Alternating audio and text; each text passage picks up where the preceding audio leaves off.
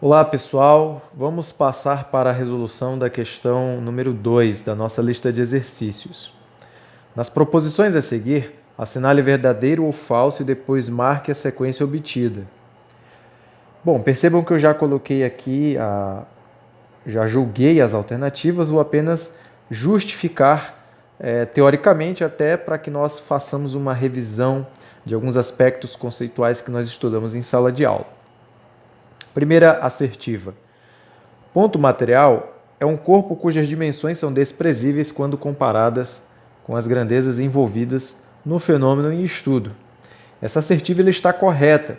Foi exatamente aquilo que nós estudamos dentro de sala de aula quando nós, ao iniciarmos a discussão sobre a cinemática e alguns elementos teóricos da física, quando nós falamos a respeito da diferença entre o ponto material e o corpo extenso. O ponto material,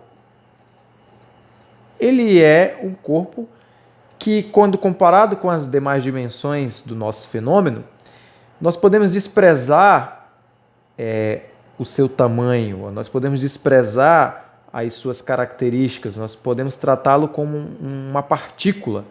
Se nós pudéssemos descrever o ponto material com outra palavra, nós poderíamos chamá-lo de partícula. E aí nós trabalhamos vários exemplos. Exemplificamos quando nós nos comparamos com o Colégio Lato Sensu. Obviamente, a estrutura, o prédio, o Colégio Lato Sensu enquanto prédio, as suas dimensões são muito maiores quando comparadas com cada um de nós, professores e alunos, de modo que nós somos, em relação ao Colégio Lato Sensu, um ponto material, nós somos uma partícula. Um automóvel se deslocando ao longo da BR-364, indo de Rio Branco até Porto Velho, obviamente a extensão da estrada ela é de dimensões muito grandes, quando comparadas com as dimensões do automóvel, de modo que o automóvel ele é tratado como um ponto material em relação à estrada.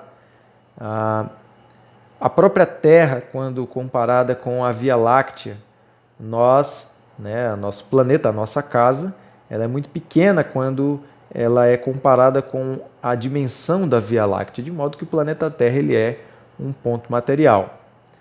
Já o corpo extenso, nós não podemos desprezar as suas dimensões quando comparadas com outras dimensões do fenômeno em estudo. Um exemplo clássico é um trem passando por um túnel. Se nós considerarmos um túnel de comprimento L e um trem que vai passar por esse túnel, não dá para eu tratar o trem, as dimensões de um trem, como um ponto material em relação ao túnel. Porque as dimensões tanto do trem quanto do túnel são similares, são dimensões parecidas. De modo que, ao analisar o fenômeno do movimento de um trem passando por um túnel, não dá para tratar isso aqui como um ponto material. Então, ele deve ser entendido como um corpo extenso. O próprio exemplo de um avião pousando na pista de um aeroporto, a depender da análise do nosso fenômeno, nós podemos tratar a aeronave, um Boeing, como um corpo extenso em comparação com as dimensões da pista do nosso aeroporto. Então, essa primeira assertiva aqui, ela é correta. O ponto material é um corpo cujas dimensões são desprezíveis quando elas são comparadas com as grandezas envolvidas no fenômeno em estudo. A segunda assertiva diz o seguinte: um corpo está em movimento quando a distância entre o corpo e o referencial permanece constante. Por que essa assertiva ela é falsa? Vamos considerar a seguinte situação. Vamos imaginar que esta canetinha, este pincel, é um observador. É o meu referencial onde eu faço medições, observo o meu movimento. E esta canetinha aqui, este pincel azul, ele é um corpo que pode estar em repouso ou ele pode estar em movimento. Ora, O que quer dizer a distância entre o corpo e o referencial permanece constante? Dizer que a distância entre o corpo e o referencial permanece constante é dizer que ele não muda a sua posição ao longo do tempo, é dizer que o seu espaço não varia ao longo do tempo. Então nós estamos dizendo que este corpo, em relação a este referencial, ele está em repouso. A distância que separa este objeto deste objeto não muda, permanece sempre a mesma distância. De modo que não há que se falar em movimento. Se a distância entre o corpo e o referencial permanece constante, esse corpo não está em movimento, ele está em repouso. Portanto, essa assertiva é uma assertiva falsa. Vamos para a terceira assertiva. Trajetória é a linha determinada pelas diversas posições que um corpo ocupa no decorrer do tempo. Esta definição ela é verdadeira. E por que essa definição ela é uma definição verdadeira? Ora, a trajetória é a linha que um determinado corpo descreve a depender do referencial adotado. Vocês devem lembrar do exemplo que nós usamos, o exemplo clássico de um avião se deslocando na horizontal e de repente este avião ele solta um artefato, uma bomba, um suprimento alimentar. Dependendo do referencial adotado, do observador, a trajetória descrita pelo objeto em queda vai ser diferente. Para o observador que está no interior do avião, o piloto, o copiloto, quem quer que seja que esteja dentro do avião, a trajetória que eles vão observar vai ser uma trajetória em linha reta. É essa a trajetória que o observador no interior do avião vai perceber. Agora, para um observador que está fora da aeronave, que está observando no solo, a trajetória que o artefato vai descrever vai ser mais ou menos uma trajetória curva, vai ser observada uma trajetória parabólica. De modo que a própria noção de trajetória depende do meu referencial adotado.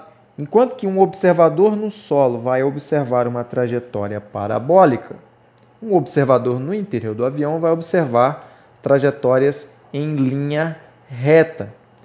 Nós utilizamos também o exemplo de um helicóptero. Para quem está dentro de um helicóptero, ao olhar para as hélices do helicóptero, para o observador dentro daquela aeronave, as hélices vão descrever uma trajetória circular.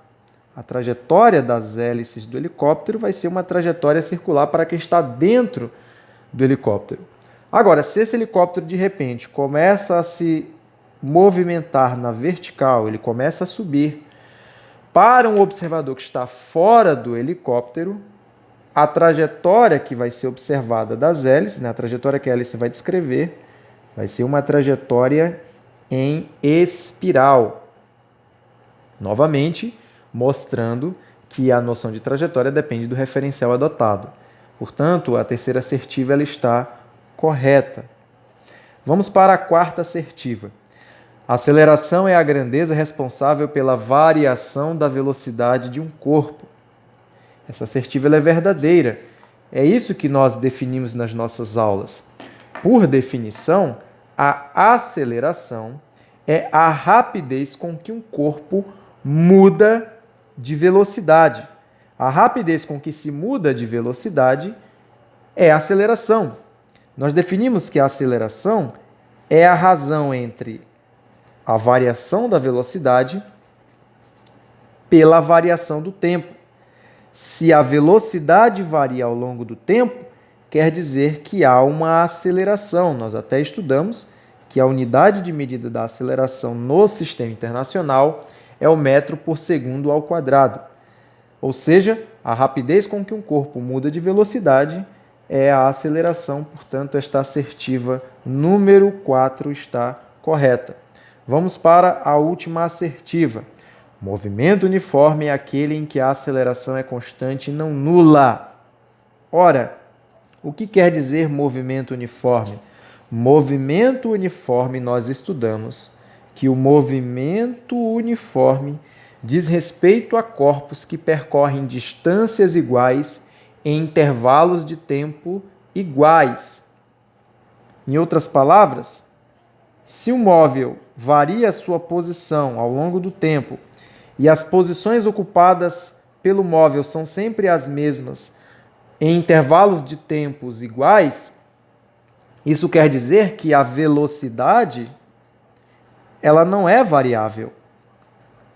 A velocidade é constante no movimento uniforme. Agora, nós temos a aceleração presente no movimento uniforme? Não, nós não temos a aceleração. No movimento uniforme, se a velocidade não varia, se a velocidade ela é constante, a aceleração é nula. Logo, a assertiva não deveria ter a palavra aceleração, ela deveria ter a expressão velocidade. Movimento uniforme é aquele em que a velocidade é constante e não nulo. Ou melhor, não nula. Quando nós temos aceleração constante e não nula, aí nós não estamos falando de movimento uniforme, nós estamos falando de movimento uniformemente variado. Quer dizer que a velocidade varia em valores iguais para intervalos de tempos iguais, ou seja, exatamente a noção de aceleração. A aceleração diz respeito ao movimento uniformemente variável. A velocidade varia e desta forma nós temos aceleração constante. Então vejam como as diferenças são bem sutis. No movimento uniforme, a velocidade é constante. No movimento uniformemente variável, a aceleração é constante. E isso implica em variação de velocidade. Desta forma, a nossa quinta assertiva, ela é falsa. Ela deveria ter a palavra velocidade e não a expressão aceleração. No movimento uniforme, a aceleração é nula. Não há aceleração. Desta forma, olhando a nossa sequência, a alternativa correta só pode ser a alternativa E.